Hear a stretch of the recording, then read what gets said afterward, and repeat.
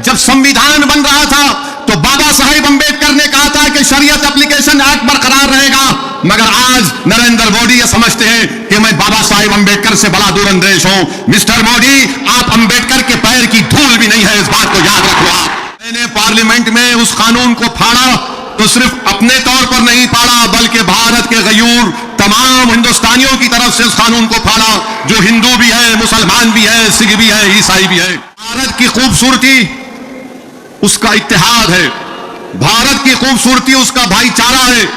भारत की खूबसूरती नरेंद्र मोदी नहीं है मेरे अजीज दोस्तों और बुजुर्गों, भारत की खूबसूरती उसका भाईचारा है। भारत की खूबसूरती उसकी मस्जिद भी है, मंदिर भी है, दरगाहें भी है, खानकाएं भी है। हम एहतजाज इसलिए कर रहे हैं कि जो सियासी ताकतें आज इस मुल्क पर हुक्मरान हैं वो हमको मिटाना चाहते हैं और हम उनको ये बताना चाह रहे हैं कि हम अपने आप को मिटने नहीं देंगे।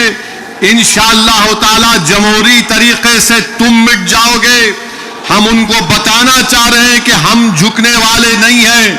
हम अंग्रेजों की 200 साल की गुलामी को कबूल नहीं किए, तो हम तुम्हारे इख्तिदार में तुम जो बैठे हो और तुम ऐसे कानून बना रहे हो जो हमारे आईन और संविधान के फंडामेंटल राइट के खिलाफ है। मैंने पार्लियामेंट में उस कानून को फाड़ा तो सिर्फ अपने तौर पर नहीं फाड़ा, बल्कि भारत के गयूर तमाम हिंदुस्तानियों की तरफ से उस कानून को फाड़ा, जो हिंदू भी है, मुसलमान भी है, सिख भी है, ईसाई भी है, जो आज भी इस मुल्क की खूबसूरती को पहचानते हैं। भारत की खूबसूरती उसका इत्तेहाद है, भारत की खूबसूरती उसका भाईचारा है। भारत की खूबसूरती नरेंद्र मोदी नहीं है मेरे अजीज दोस्तों और बुजुर्गों, भारत की खूबसूरती उसका भाईचारा है। भारत की खूबसूरती उसकी मस्जिद भी है, मंदिर भी है, दरगाहें भी है, खानकाएं भी है। और जो लोग इस भाईचारगी को खत्म करना चाहते हैं वो भारत को कमजोर कर रहे हैं। तो हमारा एहतजाज इसलिए भी है कि वो लोग जो हमको सफ़े हस्ती से मिटाना चाहते हैं, हम उनको पैगाम देना चाहते हैं कि हम मिटने वाले नहीं हैं। मैं बार बार कह चुका हूं, जब तक हम दुनिया में जिंदा है क़यामत नहीं आएगी। जिस दिन हम चले जाएंगे सूर फूका जाएगा, याद रखो।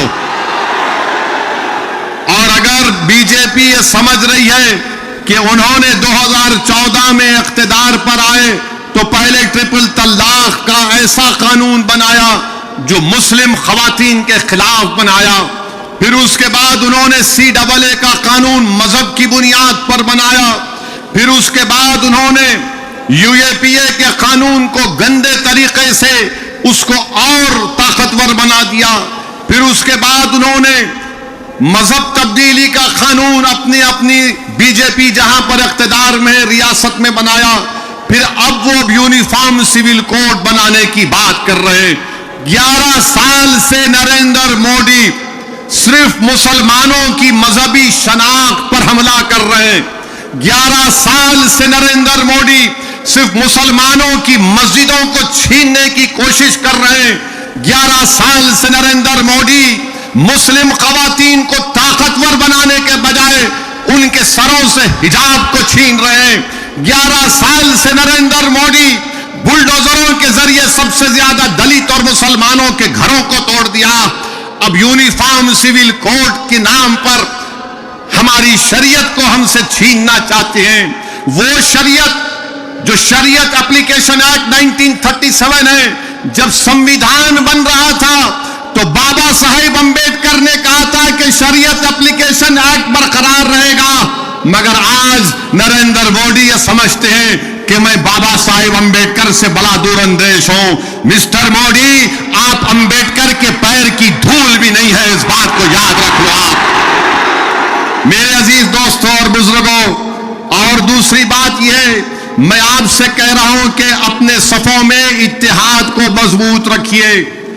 ये लड़ाई जो आप और हम मिलकर अपने दीगर सेकुलर हिंदू भाइयों के साथ, सिख भाइयों के साथ लड़ रहे हैं, याद रखो बीजेपी संघ परिवार हमारे सफों से बाज मीर जाफर मीर सादिक को खड़ा करेगी। इनसे एहतियात करो। मगर आज मालूम हुआ कि जाफर पाशा में कश्फो करामात भी है।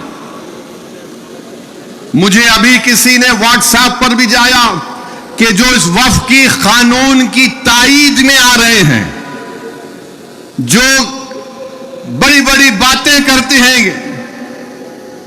ख्वाजा अजमेरी के आस्थाने से उनका ताल्लुक है, जाफर पाशा की तकरीर को लाइव बैठकर देख रहे थे।